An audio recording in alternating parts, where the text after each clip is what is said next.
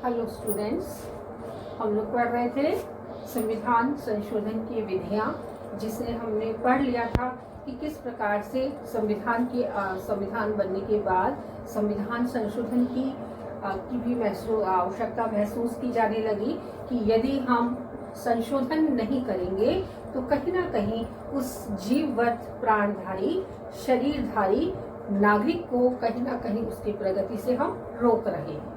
तो जीवन में संशोधन करना बहुत ही आवश्यक हो जाता है।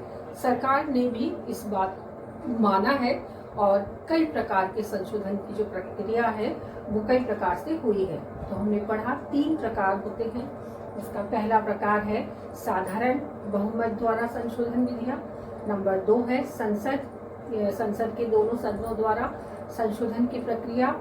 और तीसरा जो हमने पढ़ा कि संविधान के दोनों संसद के दोनों सदन और विधान मंडलों के अनुमोदन पे हुआ संशोधन।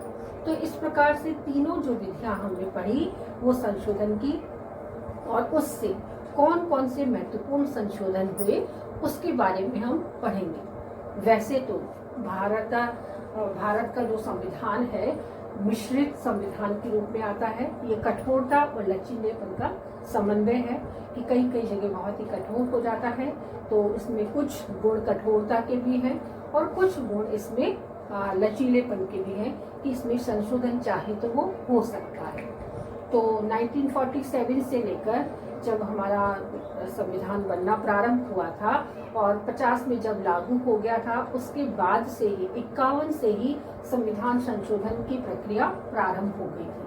तो फिर 1951 से लेकर अब तक यदि हम देखें तो संविधान संशोधन की जो नंबर हैं वो लगातार बढ़ते चले जा रहे हैं और इतने अधिक संवैधानिक संशोधन हो चुके हैं और वो जरूरी थे क्योंकि परिस्थितियां बदल चुकी थी, इसलिए संशोधन आवश्यक थे।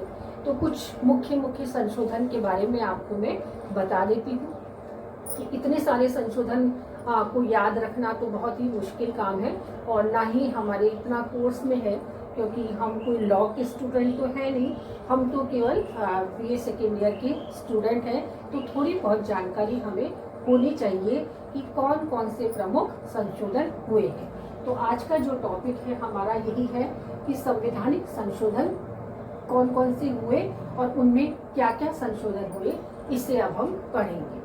तो पहले संशोधन की हम बात जब करते हैं तो 18 जून 1951 में संशोधन हुआ और इस संशोधन में मूल अधिकारों, विशेष रूप से संपत्ति के अधिकार को, कानून की समक्ष समानता के अधिकार को तथा भाषण की स्वतंत्रता के अधिकार को संशोधित कर अनुच्छेद 15, 19, 31, 85, 87, 174, 176 और 172 और 176वें अनुच्छेद में संशोधन किया गया तथा नवी अनुसूची को भी बढ़ा दिया गया।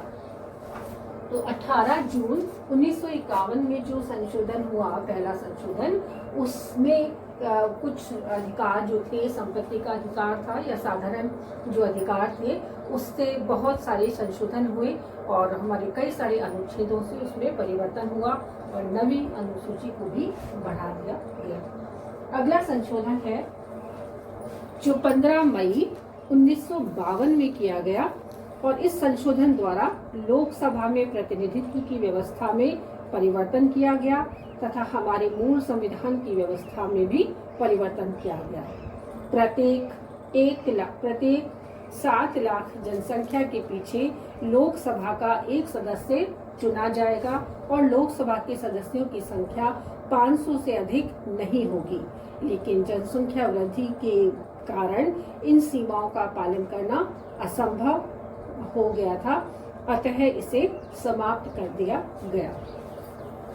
तो ये जो हमारा संशोधन था जो 1952 में किया गया था, 15 मई 1952 में, तो इस समय ये व्यवस्था की गई कि जो जनसंख्या के अंदर कि 1 लाख प्रतिनिधि या 5 लाख प्रतिनिधि या 7 लाख जनसंख्या के बाद एक लोकसभा में प्रतिनिधि होता था और लोकसभा के जो सदस्यों की संख्या है वो 500 से अधिक नहीं होगी, इस प्रकार की व्यवस्था की गई थी।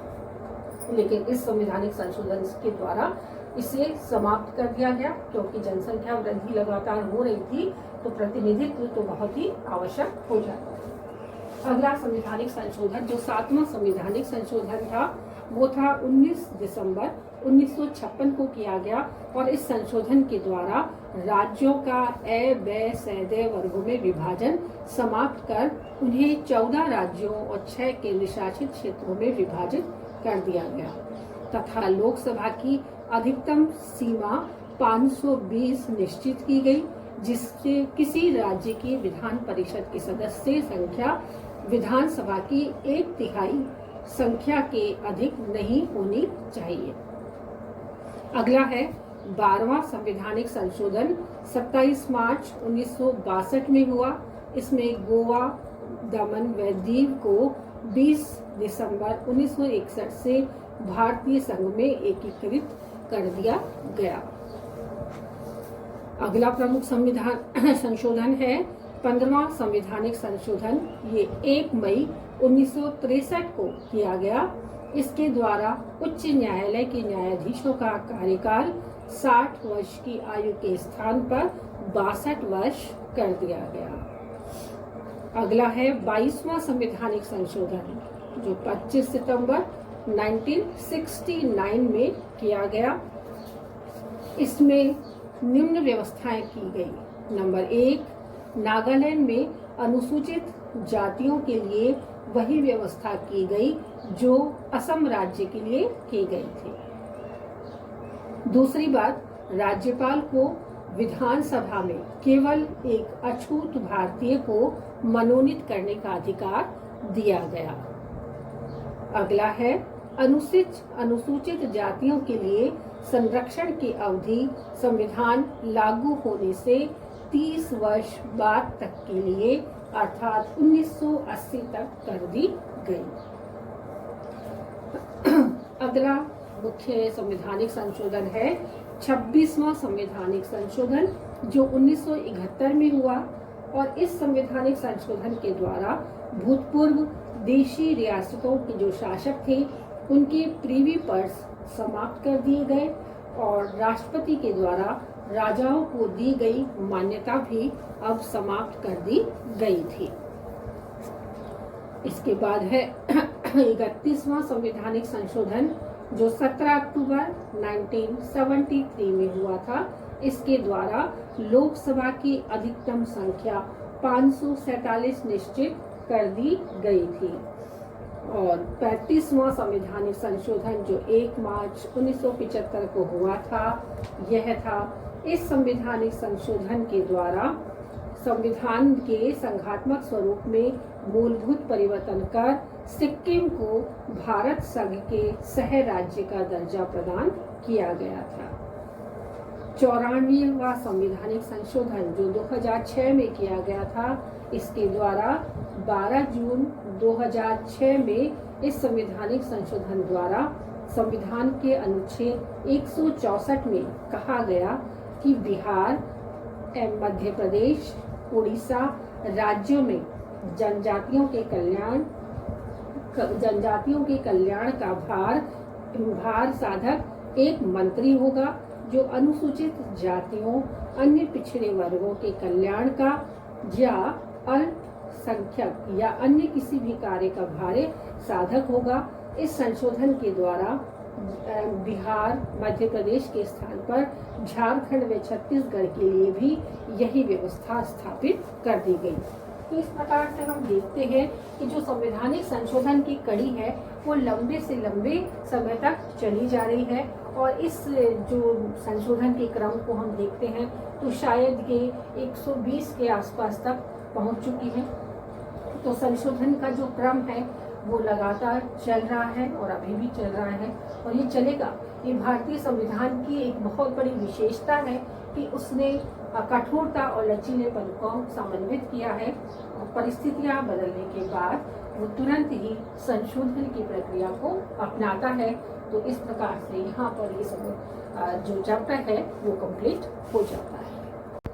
तो संवैधानिक संशोधनों की कड़ी में जो हम पढ़ रहे थे, लगातार इतने सारे संवैधानिक संशोधन हो चुके हैं, उसमें से 2 संवैधानिक संशोधन के बारे में हम लोग पहले भी पढ़ चुके हैं, और वो संवैधानिक संशोधन था 42वां संवैधानिक संशोधन। हमें ज्ञात है कि हम लोग पढ़ चुके हैं, कब पढ़े हैं हमने? प्रस्तावना में।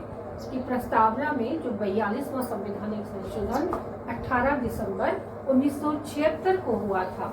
इस 18 दिसंबर 1976 को जब हुआ था तो उसमें 3 नए शब्दों को जोड़ा गया था। याद आ रहा है आप लोग को? प्रस्तावना जो हमने संविधान के अंतर्गत पढ़ा था, संविधान सभा में हमारी प्रस्तावना, और 42वें संवैधानिक संशोधन में उसको जोड़ा गया और 3 नए शब्द उसमें जोड़े गए थे। कौन कौन से थे? धर्मनिरपेक्षता, पहला शब्द था धर्मनिरपेक्षता, दूसरा शब्द था समाजवादी, तीसरा शब्द था अखंडता। तीनों शब्दों से हम लोग परिचित हैं। क्या है धर्मनिरपेक्षता का अर्थ? क्या है ये आप लोग जानते हैं कि भारत का कोई राजधर्म नहीं है। कि जिस प्रकार से हम भारत के बाहर की कंट्रीज को हम देखते हैं तो हर कंट्री में कहीं ना कहीं एक अपना धर्म है। जैसे हम ज़्यादातर देखते हैं तो भारत के बाहर की जितनी भी कंट्रीज हैं उनमें या तो ईसाई धर्म है या फिर मुस्लिम धर्म है। तो इन दोनों धर्मों की वजह से भारत में ऐसा कुछ भी नहीं है। भारत एक धर्मनिरपेक्ष राष्ट्र है जिसमें सभी धर्मों को समान रूप से सम्मान दिया जाता है। और दूसरी बात ये विशेष रूप से रही है कि भारत का कोई राजधर्म नहीं है, और इसी विशेषता को हम किस नाम से जानते हैं? धर्मनिरपेक्षता। और ये हमको ज्ञात है कि भारत विविध धर्मों को यहाँ पर संरक्षण दे रखा है। अगला शब्द क्या जुड़ा था? समाजवादी। तो समाजवादी का अर्थ बहुत अधिक विस्तार से हमारे संविधान में नहीं जोड़ा गया, और इस समाजवादी का अर्थ अर्थव्यवस्था की समानता से लिया गया। और अर्थव्यवस्था की समानता मार्क्सवाद के रूप में नहीं या किसी एक विचारधारा के रूप में नहीं लिया गया। और इसका हमारा संस्कृति से विशेष इसका जुड़ाव था कि जो समाजवादी है कि हम क्या करेंगे कि भारत के जो लोग हैं वो समाजवाद का अर्थ इस रूप में लेते हैं कि एक लिमिट के बाद में हमें टैक्स पे करना पड़ता है। तो एक जो विशिष्ट प्रावधान रहा है भारत की सरकार के द्वारा कि जैसे एक व्यक्ति एक वर्ष में यदि इतना कमाता है तो उससे यदि ज़्यादा कमाता है, इतने तक तो छूट है, और उससे ज़्यादा कमाता है तो क्या होगा? उसको अधिक टैक्स पे करना पड़ेगा। और इसका अर्थ ये हुआ कि जो जितना ज़्यादा कमाता है उतना ही टैक्स पे करेगा, ताकि वो क्या होगा कि कहीं ना कहीं थोड़ा समानता के अधिकार के पास या समाजवादी विचारधारा के करीब आ सकता है। तो ये भारतीय संस्कृति की एक विशिष्ट व्यवस्था है जो संवैधानिक संशोधन के द्वारा अपनाई गई। और तीसरी बात है अखंडता। अखंडता का अर्थ होता है कि भारत जहाँ विशिष्ट प्रकार की संस्कृतियों, विशिष्ट प्रकार की भाषा, विशिष्ट प्रकार की जो वेशभूषा है या खान पान है, जाति विशेषता है, क्षेत्रवाद, सांप्रदायिकवाद, ये सारी चीज़ें भारत में मौजूद है। लेकिन इतनी विभिन्नताओं के बावजूद भी भारत क्या है? एक अखंड राष्ट्र है। ये भारत की विशेषता रही है जो संविधान के द्वारा 42वें संवैधानिक संशोधन के द्वारा जोड़ी गई कि हम अलग अलग संस्कृतियों के होते हुए भी हमें कोई खंडित नहीं कर सकता, हमें कोई तोड़ नहीं सकता। इसके बाद हम एक विशिष्ट संवैधानिक संशोधन की ओर आपका ध्यान आकर्षित कराएंगे, और वो संवैधानिक संशोधन है 44वां संवैधानिक संशोधन। इसे भी हम लोग पढ़ चुके हैं। 44वां संवैधानिक संशोधन किससे रिलेट करता है? ये हमारे मौलिक अधिकारों से रिलेशन रखता है। तो जब हमने मौलिक अधिकार और मूल कर्तव्य वाला लेसन पढ़ा था उस समय हमने इस 44वें संवैधानिक संशोधन को भी विस्तार से पढ़ा था। तो क्या था 44वां संवैधानिक संशोधन और कब हुआ? तो 44वां संवैधानिक संशोधन 30 अप्रैल 1979 को ये हुआ था। 30 अप्रैल 1979 को होने के समय इस संवैधानिक संशोधन के द्वारा क्या तय किया गया कि अब जो हमारा संविधान है, जो 7 मौलिक अधिकार हमें प्रदान करता है, वो अब 6 मौलिक अधिकार ही हमें प्रदान करेगा। क्यों ऐसा हुआ कि उस समय संपत्ति का जो मौलिक अधिकार था, संपत्ति के मौलिक अधिकार को मौलिक अधिकारों की श्रेणी से हटा दिया गया था और उसे साधारण अधिकारों की श्रेणी में या एक कानूनी अधिकार की श्रेणी में रख दिया गया। तो इसी संविधान के द्वारा ये व्यवस्था की गई थी। बहुत प्राचीन काल में तो संपत्ति का अधिकार पत्नियों को मिलता ही नहीं था, कि पहले भी ये व्यवस्था थी कि जो पति की कमाई हुई संपत्ति है उस पर पत्नी का कोई अधिकार नहीं है।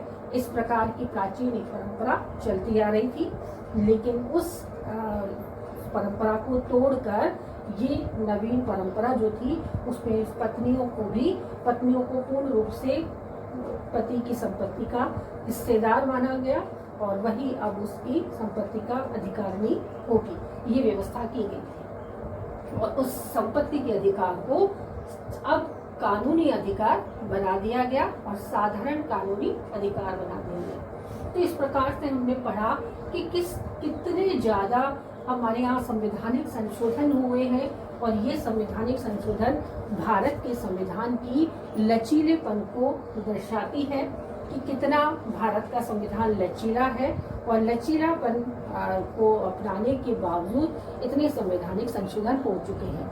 और अमेरिका जैसे राष्ट्र में इतने वर्षों के बाद भी केवल 15 या 17 जो हुए हैं संवैधानिक संशोधन हुए हैं, जिसमें से 10 संशोधन तो उसी समय जब संविधान का निर्माण हुआ था उसी के जस्ट बाद हो गए थे, क्योंकि अमेरिकी संविधान निर्मात्री सभा मौलिक अधिकारों को लिखना ही भूल गई थी अपने संविधान के मुख्य अध्यायों में। तो उस समय तुरंत संवैधानिक संशोधन करके जनता को मौलिक अधिकार प्रदान किए गए थे। तो अगला